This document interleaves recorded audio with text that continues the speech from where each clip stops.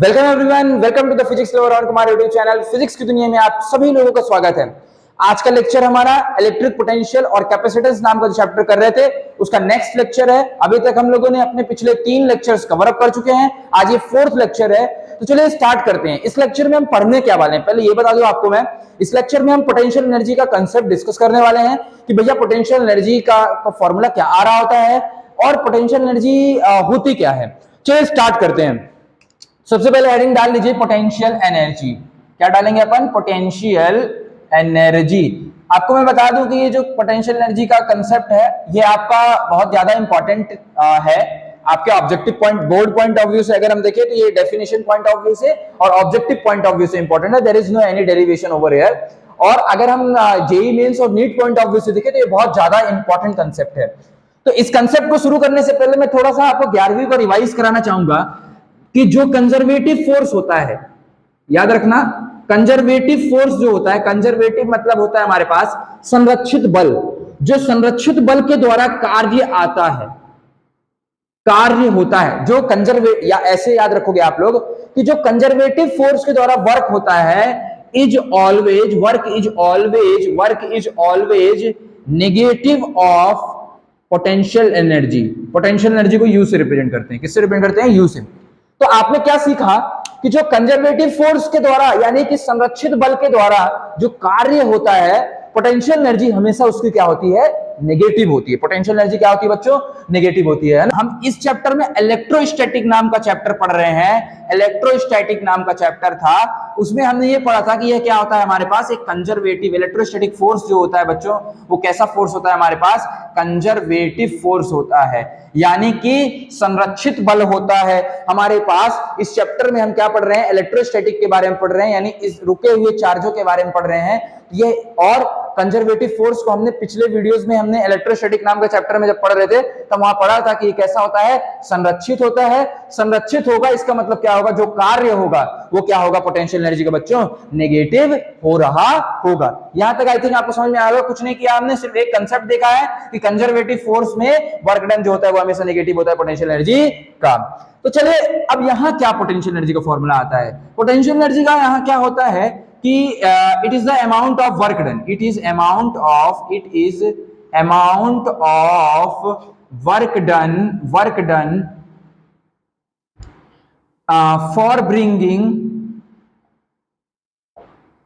for bringing all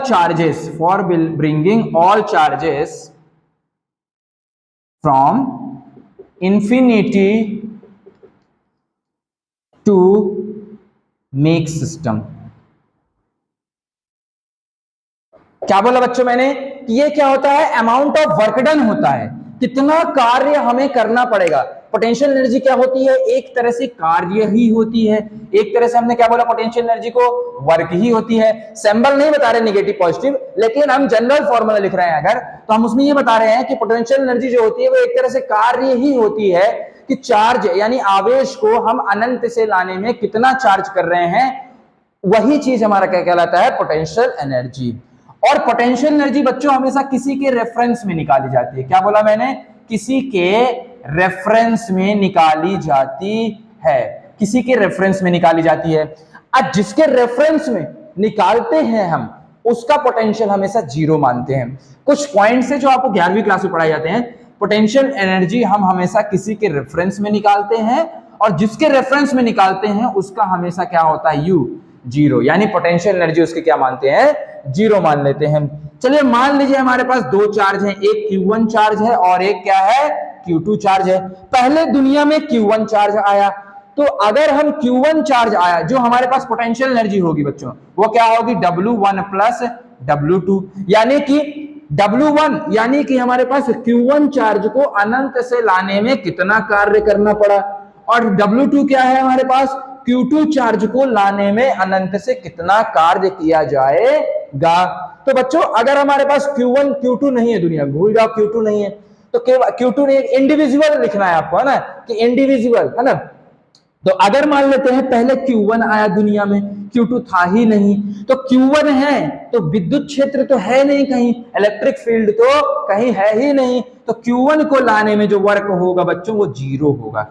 क्यों? क्योंकि इस दुनिया में केवल Q1 है। जब Q1 आया तो उस पर किसी प्रकार का फोर्स लग नहीं रहा था। किसी अदर कोई जब दूसरा चार्ज होगा तब ना उसके द्वारा उस पर फोर्स लगेगा। हमने पढ़ा था ना कि एक चार्ज उपस्थित होता है तो जब दूसरा चार्ज आता है उसके फील्ड में तो उसको एक फोर्स का अनुभव होता है। लेकिन मान लो कि दुनिया में एक ही चार्ज है, तो अगर दुनिया में केवल Q1 चार्ज है तो उसको लाने में क्या बल का अनुभव होगा? हमें नहीं होगा, क्योंकि दुनिया में कोई और चार्ज अवेलेबल है ही नहीं। जब हमारे पास फोर्स का अनुभव होगा ही नहीं, जब Q1 अकेला चार्ज होगा तो उसे कहीं से कोई दूसरा चार्ज नहीं है तो उस पर कोई फोर्स नहीं लग रहा होगा, और अगर फोर्स नहीं लगेगा तो work done is equal to हम जानते हैं फोर्स होना अनिवार्य है। तो फोर्स ही नहीं होगा तो इसका वर्क क्या आ जाएगा बच्चों? 0 हो जाएगा। लेकिन अब हम दुनिया में Q2 को ला रहे हैं। जब हम दुनिया में Q2 को ला रहे थे तो Q1 वाला बैठा हुआ था। Q2 को लाने में Q1 वाला बैठा हुआ था, इसका मतलब Q2 के पास कुछ ना कुछ वर्क आएगा कि नहीं आएगा। अब Q2 के जैसे मान लेते हैं इनके बीच में डिस्टेंस R बनी, तो Q2 के द्वारा यहाँ पे W2 लिखो, तो Q2 में कुछ ना कुछ क्या आएगा बच्चों? वर्क आएगा, क्योंकि जब Q2 आया तो Q1 उपस्थित था। और हमने पोटेंशियल जब पढ़ा था, हमने जब वो पढ़ा था कि इनफाइनाइट यानी क्या? अनंत से जब किसी आवेश को लाते हैं तो उस वक्त जो विभव होता है वो W अपॉन Q के बराबर होता है। तो जो W हो जाएगा बच्चों वो W किसके बराबर हो जाएगा? VQ के बराबर हो जाएगा। तो ये कंसेप्ट का इस्तेमाल करते हुए यहां पर अगर मैं W की वैल्यू लिखूंगा तो Q2 चार्ज है, और अगर मैं V लिखता हूं, V मतलब होता है पोटेंशियल, तो पोटेंशियल जो होगा हमारे पास, तुम लोगों ने पोटेंशियल का फॉर्मूला पढ़ रखा है। पोटेंशियल का फॉर्मूला हमने पढ़ा था KQ अपॉन R होता है, यानी कि किसी भी आवेश पर जो पोटेंशियल लगता है, किसी भी आवेश पर जो पोटेंशियल, मतलब कि Q2 पर पोटेंशियल निकालना है, Q2 पर विभव निकालना है। वो विभव किसके कारण आएगा? Q1 के कारण आएगा। तो कितना आएगा? KQ upon R। तो Q2 तो यहां आ गया है, यहां पे क्या आएगा? Q1 के कारण आएगा, तो KQ1 अपॉन R। ये बोलो, ये समझ में आया कि नहीं आया? ये वाला कंसेप्ट समझना जरूरी है, यही हमारा आंसर हो जाएगा, क्योंकि तो इसीलिए इसे याद करना भी जरूरी है। पहले इसको समझने की कोशिश करो। कैसे याद रखोगे? Q1 अकेला दुनिया में आया था तो उसका वर्क 0 होगा, लेकिन जब Q2 आया तो Q1 पहले से प्रेजेंट था, तो जब Q2 आया तो Q1 के कारण उस पर पोटेंशियल लग रहा होगा, यानी विभव लग रहा होगा। और हम जानते हैं कि वर्क का फॉर्मूला जो होता है बच्चों वो VQ के बराबर होता है।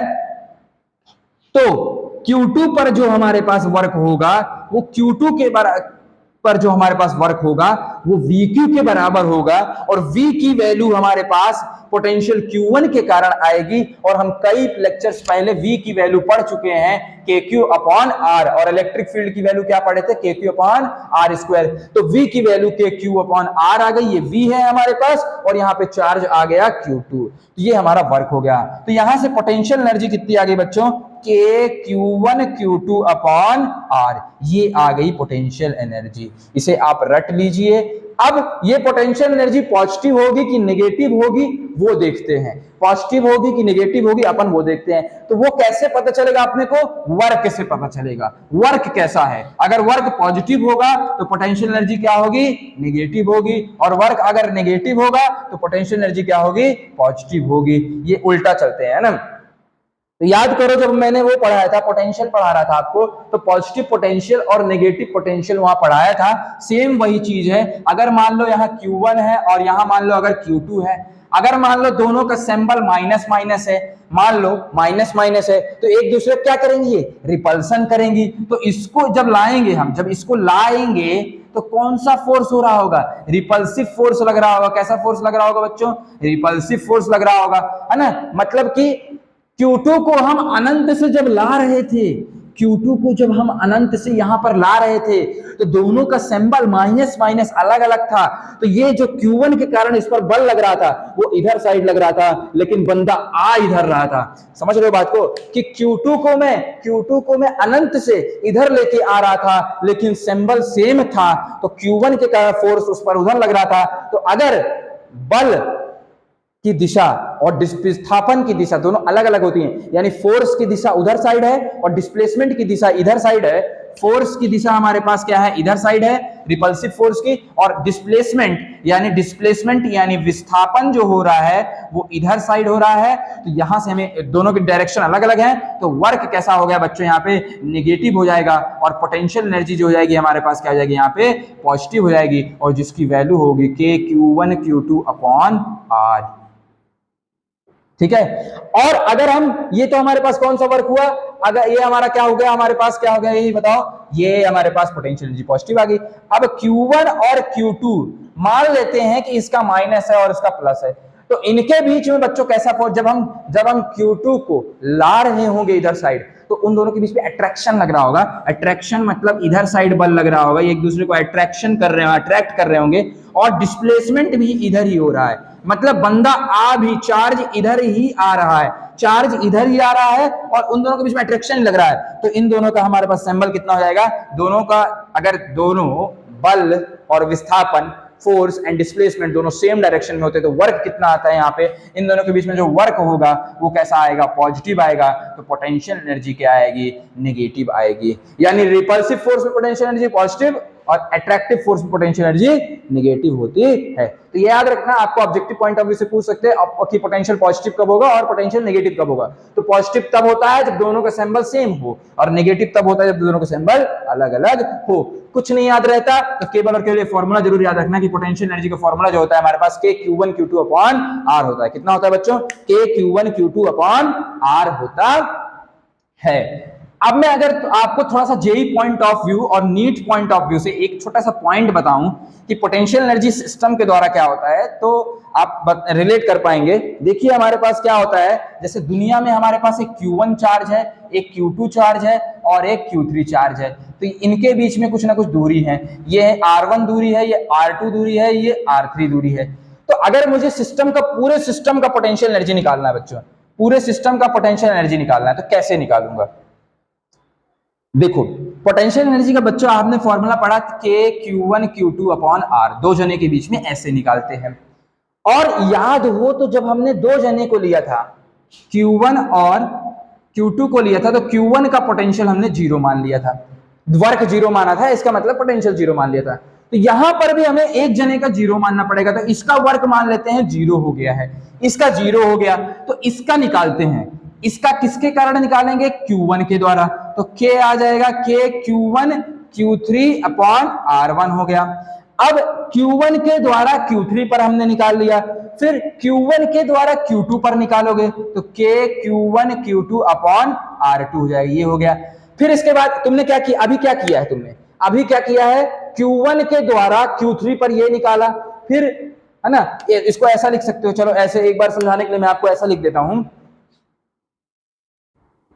समझाने के लिए कि सबसे पहले हमने क्या लिखा है, 1 के द्वारा 3 पर निकाला पोटेंशियल, फिर 1 के द्वारा 2 पर निकाला पोटेंशियल। तो क्या किया मैंने, पहले 1 के द्वारा 3 पर निकाला, ठीक है, फिर 1 के द्वारा 2 पर निकाला, ठीक है, फिर 3 और 2 के बीच में, तो 3 और 2 के बीच में ये हमारा हो जाएगा। तो इसको कैसे करेंगे, इसका हो जाएगा K Q1 और Q3 के बीच में निकाल रहे हैं, डिस्टेंस R1 है, प्लस ये 1 और 2 के बीच में निकाल रहे हैं, तो K Q1 और Q2 और डिस्टेंस R2 है, और ये 3 और 2 के बीच में निकाल रहे हैं, तो K Q3 और Q2 और डिस्टेंस R3 आएगी। ये हमारा सिस्टम का पोटेंशियल एनर्जी आ गया। समझ गए ना बच्चों, समझ गए होगे आई थिंक, मेरे हिसाब से आप लोग को समझ में आ ही गया होगा कि पोटेंशियल एनर्जी कैसे निकालते हैं, सिस्टम की निकालना होगा। जितने भी चार्ज होंगे उससे मैटर नहीं करता है, किसी एक चार्ज का आप पोटेंशियल जीरो मान लेंगे, उसके रिस्पेक्ट में सबका निकाल लेंगे, और फिर जो बचा हुआ टर्म रहेगा उसके रिस्पेक्ट में निकाल लेंगे। आई होप आपको ये लेक्चर समझ में आया होगा। मिलते हैं नेक्स्ट लेक्चर में, तब तक के लिए आप